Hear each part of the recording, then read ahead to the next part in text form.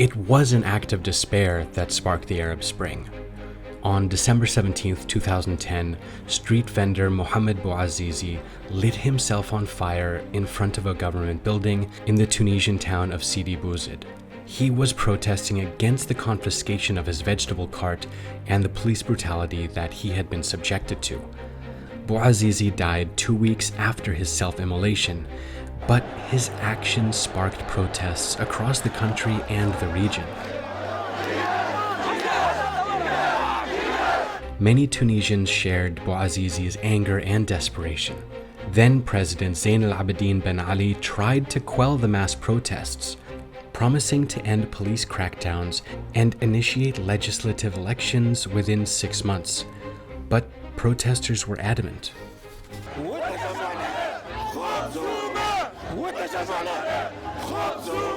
On January 4, 2011, Ben Ali fled the country and took refuge in Saudi Arabia, putting an end to his 23 years of rule. 8 years later, Tunisia has been dubbed a success story of the region, but some Tunisians remain doubtful.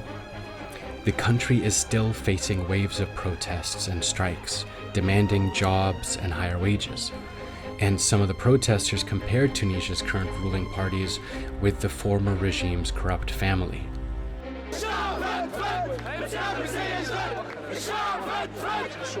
Despite making political progress such as putting a new constitution in place and holding 4 elections since 2011, the 9 cabinets that held office after the revolution have failed to find solutions to high unemployment and rising inflation rates. Last month, more than 500,000 public sector workers went on strike across Tunisia over the government's refusal to raise wages.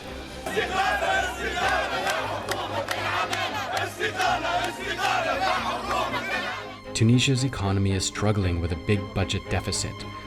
Protesters accuse the government of failing to keep its promises of providing jobs and tackling corruption, and reforms suggested by the IMF were not welcomed in the streets.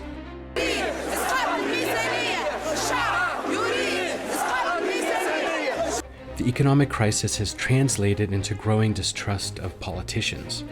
A 2018 poll suggested that 2/3 of Tunisian youth don't trust any political party.